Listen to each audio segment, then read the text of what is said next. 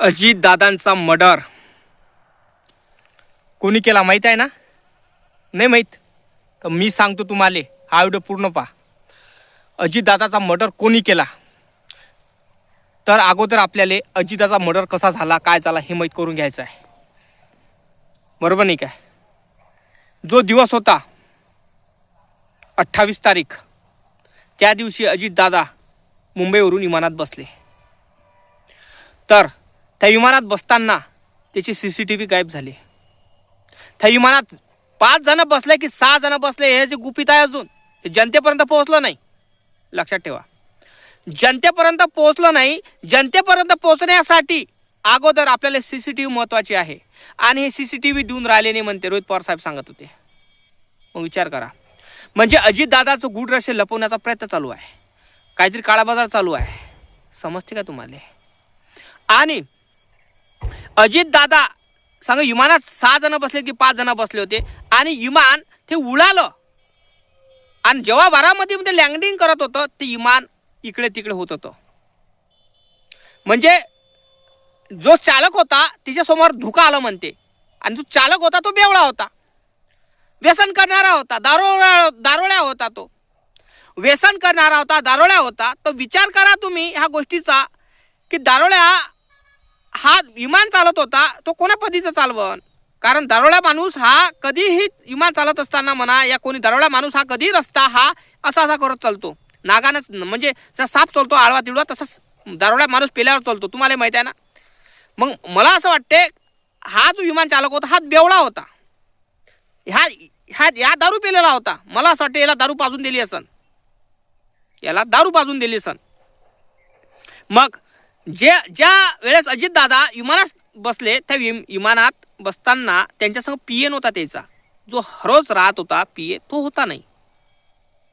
आणि एक लक्षात ठेवा, त्या विमानात अजितदादाचा जीव नाही गेला तर 4 परिवारातल्या माणसाचा जीव गेला, हे लक्षात ठेवा. त्यात महिला पण होते, माणसं पण होते. दादा कोणाची लेकबाय होती, कोणाची पोरगी होती, कोणाचा बाप होता, कोणाचा पोरगा होता, कोणाचं काय होतं. दयानी आली करणाऱ्याला, कान करणाऱ्याला दयानी आली. मग विचार करा, करणाऱ्याला दयानी आली तर अजितदादा जीव असा गेला तो प्लॅनिंगने गेला.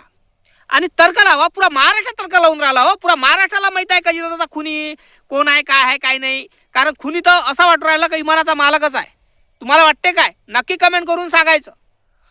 कारण माणसं जळून खाक झाली, विमान जळून खाक झालं हो. तो विमानातला जो ब्लॅक बॉक्स होता म्हणते तोही जळून खाक झाला म्हणते बा. मग कागद काऊन नाही जळली हरामखोरांना, हे माझं मत आहे. कागद हवे, मग तुम्ही म्हणाल कागद बॉम्बनं उडाले. अबे भाऊ, हा कागद अशी चीज आहे, हा पातच जळल्या जातो. अरे लोखंड एवढं जळत नाही लवकर, एवढं कागद लवकर जळल्या जातो, हे लक्षात ठेवा. हा कागद असा आहे, ज्वलनशील आहे, हा लवकर जळल्या जातो कागद. कागद जळली नाही दादा माडरा नावातली. आणि अजितदादाची बॉडी फुगली होती, आणि बाकी 4 जणांची बॉडी का फुगली नव्हती? म्हणजे त्या विमानात पेट्रोलच्या टांक्या भरून ठेवल्या होत्या. तर विचार करा, त्या विमानात पेट्रोलच्या टांक्या भरून ठेवल्या असेल तर विमानात एक प्रकारचा बॉम्ब ठेवला आहे ना. अरे कोणा विमानात दाखवा टँक्या भरून राहते. मी आतापर्यंत भाऊ कुठे सांगत विमानाची माहिती घेतली तर विमानात कोणा टँक्या भरून राहत नाही पेट्रोलच्या. त्या विमानात टँक्या भरून ठेवल्या होत्या, ड्रामा भरून ठेवले होते, छोटे डब्या भरून ठेवले होते का जिथं पेट्रोल संपन बा फिरू संपन तर टाकायचं. पण प्रश्न हा पडून राहिला, तो एक प्रकारचा बॉम्बच आहे ना. अरे अजितदादाचं विमान हवेत फुटलं स्टार्टिंगला, नाही तर बघू शकता तुम्ही व्हिडिओ पाहत यायचे. अजितदादाचं विमान हवेत फुटलं, खाली मग फुटलं. अगोदर हवेत बॉम्ब झाला, मग खाली फुटलं. आणि अजितदादाचं विमान एक वेळा नाही फुटलं, 3 ते 4 वेळा फुटलं दादा. मग विचार करा जोगती गोष्ट आहे की अजितदादाचा खून झाला, अजितदादाचा घात झाला, न्यूजवाले अपघातच करून राहिले. म्हणजे काय समजावं का न्यूजवाले विकल्या गेले असेल. खरी न्यूज जनतेपर्यंत आली नाही. खरी न्यूज जनतेपर्यंत का दाखवत नाही, हे माझं मत आहे. का लपवण्याचा प्रयत्न करत आहे? मुंडे साहेबाचा लपवण्याचा प्रयत्न केला असेल, अजितदादा करत आहे.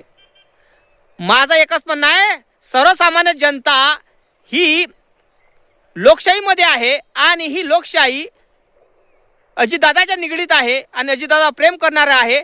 तर अजितदादाबद्दल काही काहीही होत असेल तर जनतेपर्यंत येणं हे गरजेचं आहे. कारण अजितदादा ही जनतेच्या काळजावर प्रेम करणारे होते. मग विचार करा, जनतेच्या काळजावर प्रेम करणारा माणूस कसा असन? अरे अजूनही महाराष्ट्रातली जनता म्हणते अजितदादा मेले नाही, जिवंत आहे. हा, अजूनही म्हणते. मग मी काय म्हणन? मी पण म्हणत जिवंत आहे. अरे अजितदादा तर माझ्या काळजात जिवंत आहे. अजितदादा मला काल भेटले होते स्वप्नात.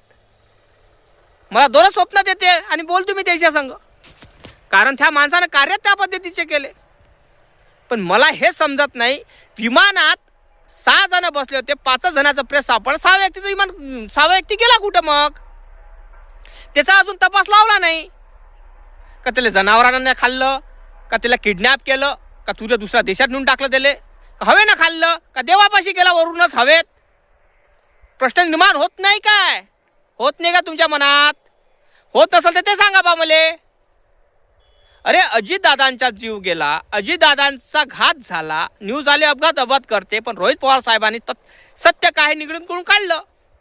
पण बारामतीच्या पोलीस स्टेशनमध्ये गेल्यावर अजितदादाचा व्हिडिओ बघितला मी, केल्यावर की तिथं जे पोलीसवाले असतात ते रिपोर्ट घ्यायला तयार नाही, तक्रार घ्यायला तयार नाही. म्हणजे का बरं बा? माझं हे मत आहे, का बरं बा? अरे महाराष्ट्राचा उपमुख्यमंत्रीला मारण्यात आलं, धोक्याने मारण्यात आलं, त्यांचा घात केला आणि पोलीस प्रशासन चुप्प आहे. काय मला ठाऊक नाही. पण गोष्ट एकच आहे की माझं एकच म्हणणं आहे, सर्वसामान्य जनतेपर्यंत अजितदादांचं काय झालं, काय नाही, कसा खून झाला, कोणी केला, काय नाही, हे सगळं माहिती आले पाहिजे. आहे नाही काय? कारण विमानाचा मालक म्हणतो की रनवे चांगला होता, विमानात बिघाड असतात नाही. बरं, रनवे चांगला होता, विमान साजरं होतं, मग हरामखोरांना विमान फुटलं कसं? हे माझं मत आहे. तुमचे मत असेल असंच नक्की कमेंट करून सांगा. अजितदादा खुनी कोण आहे, काय आहे, नक्की कमेंट करा दादा. लाईक करा, चॅनलला सबस्क्राईब करायला विसरू नका, फेसबुकवरून फॉलो करायला विसरायचं नाही. जय जवान जय किसान.